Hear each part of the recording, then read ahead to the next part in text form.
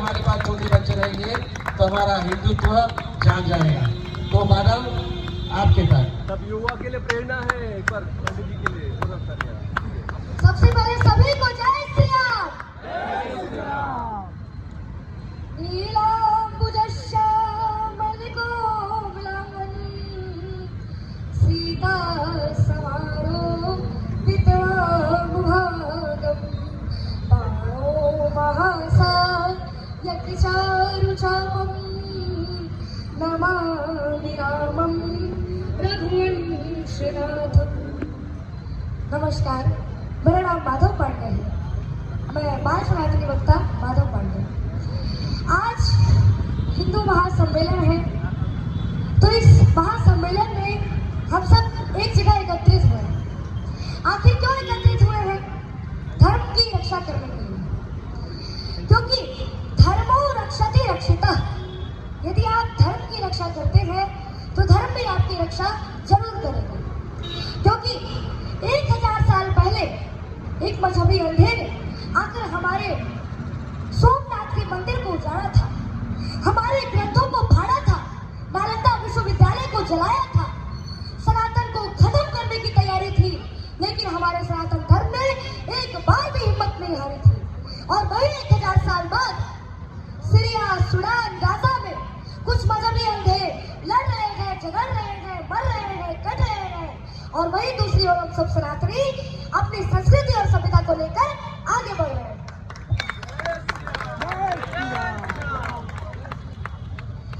राम कोई इतिहास नहीं जो इसे भुला दिया जाएगा। अरे तो राग है इस ब्रह्मांड का जो युगों युगों तक गाया जाएगा, जो युगों युगों तक।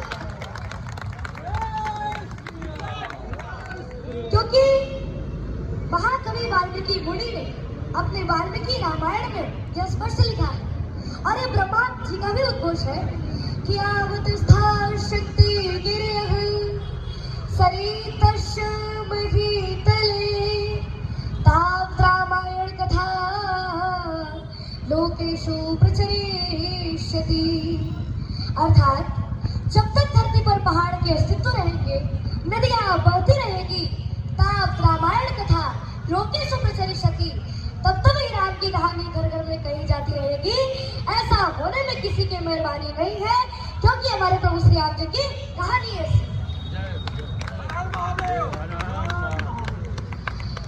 और मैं छत्रपति शिवाजी महाराज जी के बारे में भी कुछ बोलना चाहता हूँ। ये महाराष्ट्र छत्रपति शिवाजी महाराज जी की धरती, ये महाराष्ट्र छत्रपति शाबाजी महाराज जी की धरती। अफजल खान ने धोखे से कई हिंदुओं की भी हत्या की थी, और उसने संपत्ति लूटने के लिए कई मंदिर भी छोड़े थे।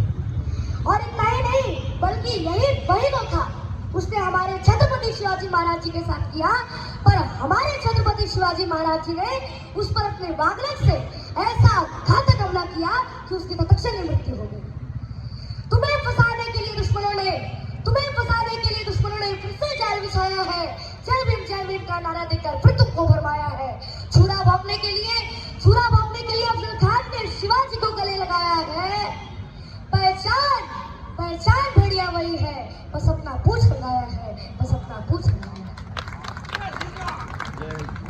विश्व विदित शिवराज बलि थे, रण में कृष्ण समान छली थे, उनके सब उद्योग फली थे।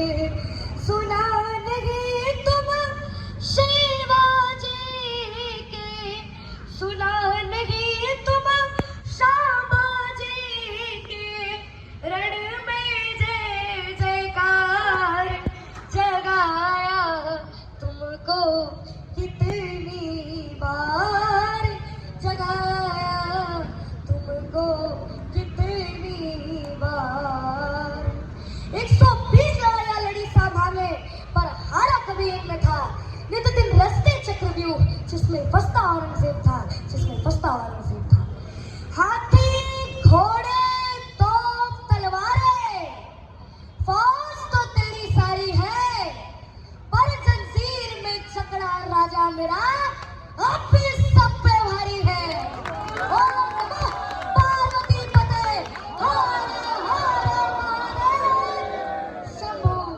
छत्रपती शिवाजी महाराज की जय छत्रपती संभाजी जय शिवाजी। अब मैं प्रस्तुत करता हूँ भरत चरित्र।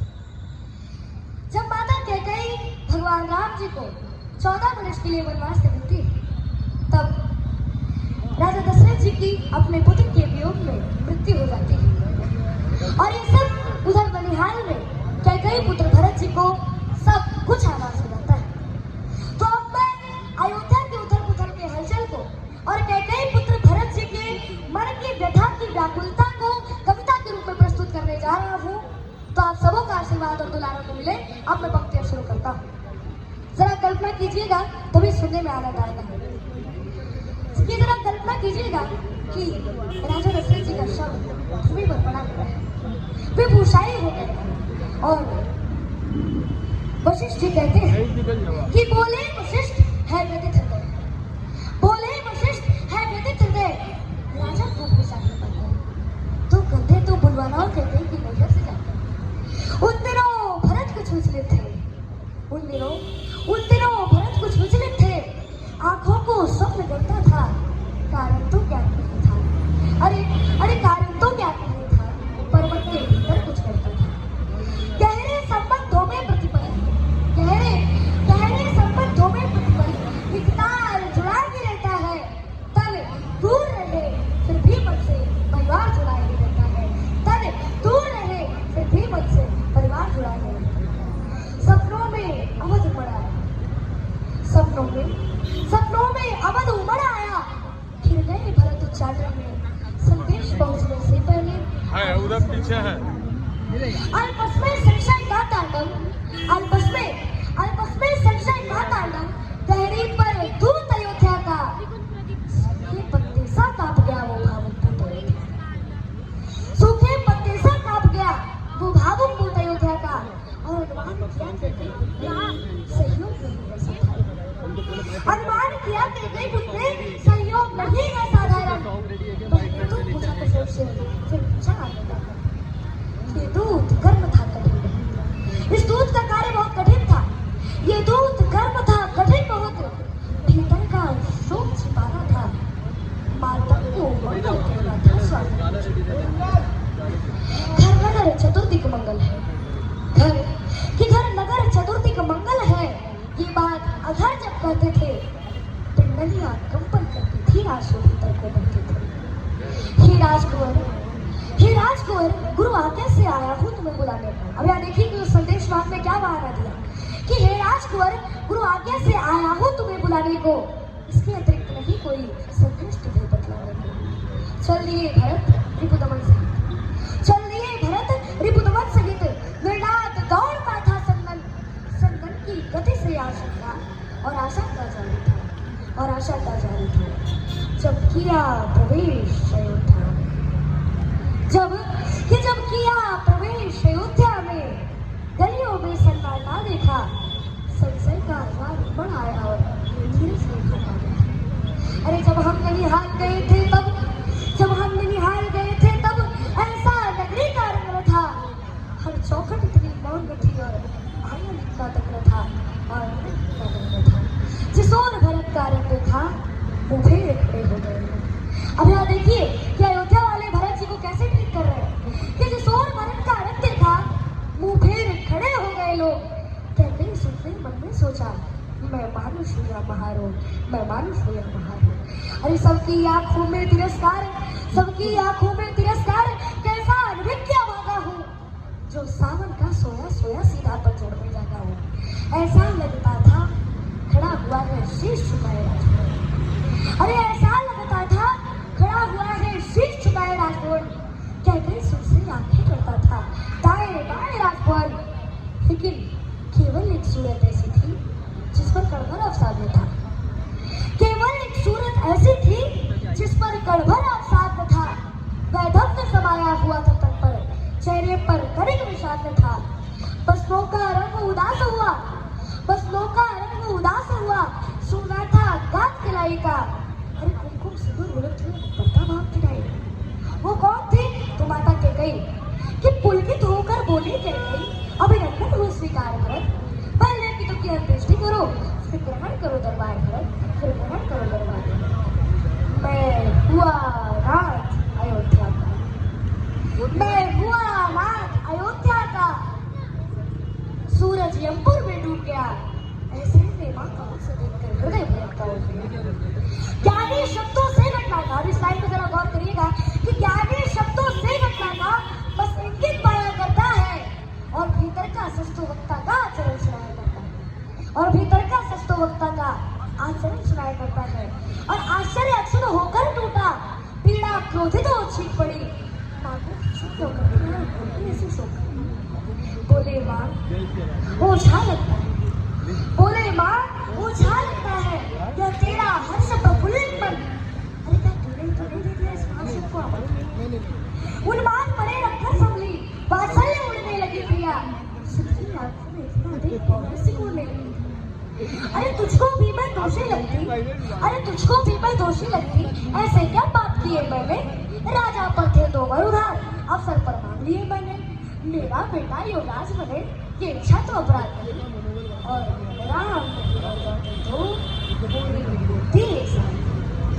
ये सुनते ही थम गए, जम गई शिरा, खुल गए धर, लगता था नमक छिड़क डाला कहते हुए चलते था वो पर, हर रोम लपट में कहता था, पर्वत सा टूटा था सिर पर, भीतर जो लावा तैरता था आ गया अचानक से वापस। पापिन तूने कुलघाती हाथों से क्यों पाला है मुझको? अरे जिस दिन जन्मा था उस दिन क्यों मार नहीं डाला मुझको? दर्पण तोड़ा है उन सबका, ममता छल ली पापिन तूने, अरे चरणामृत में मुझको लाकर नीचे वासना दे। अरे देना होगा उत्तर इसका, देना होगा उत्तर इसका, युग युग तक स्वयं विधाता को। अरे क्यों बंधे नहीं बना डाला ऐसी हत्यारी माता को? पति को खा के और आनंदित है, पति को खा के और आनंदित है, और रत्ती भर का पश्चाताप नहीं। अरे रघुवंश मुकुट बनी ही किया, इससे बढ़कर कुछ पाप नहीं, और चाहता हूँ उसका वध कर दूं जिसने अत्याचार किया, पर राम त्याग देंगे मुझको अगर मैंने तुझको मारा। एक क्षण आंखें नम होती थी, एक क्षण भ्रुकुटी चढ़ जाती थी, अभिव्यक्त भरत का मन करते भाषा थोड़ी पड़ जाती थी, और चल दिए भरत इतना कहकर, इस बार रहूंगा मैं अपराधिन, सुन तेरा ये मुख अब देख न पाऊंगा अब मैं, संतति के सुख की चाहत में अब इस घृणा को मैं करुणा के रूप में बदल दूं, तो आप सबों का आशीर्वाद मिले कि संतति के सुख की चाहत में नवधरा एक कर जाती है, पर बेटा अपमानित कर दे माँ उससे नहीं। सबका तालियों का आशीर्वाद मिलना चाहिए, इस प्रतिभाशाली बालक के लिए अनन्य तालियां होनी चाहिए। पर बेटा अपमानित कर दे माँ उससे नहीं बन जाती है, और सासों के चलने पर करती संदेह रह गए कहते। अब आप देखिए कि भरत जी की गहरी लांगने के बाद माता कह गई, या क्या हाल हुआ कि सासों के चलने पर करती संदेह रह गई कह गई, जब भरत तेरी लांग चले तब देर रह गई कह गई, भर गया कंठ तक लाड़ी बोध, चलती सांसें दुख देती थी, रोते रोते अपने किस्सों को मुट्ठी में भर लेती थी, और हो होकर व्यथित हथेली से मुख से ढांपने लगती है, हो होकर व्यथित हथेली से मुख से ढांपने लगती है, उसका दुर्गंध अंतरने में लेखनी काफी लगती है, उसका दुर्गंध अंतरने में लेखनी काफी लगती है। जय जय श्री राम, एक बार बोलिए सियावर रामचंद्र भगवान की जय, भारत माता की जय। क्या बात है, आपका नाम माधव है, आपकी पर्सनैलिटी राघव जैसी है, और आप सर्व गुण संपन्न इतने तगड़े वक्त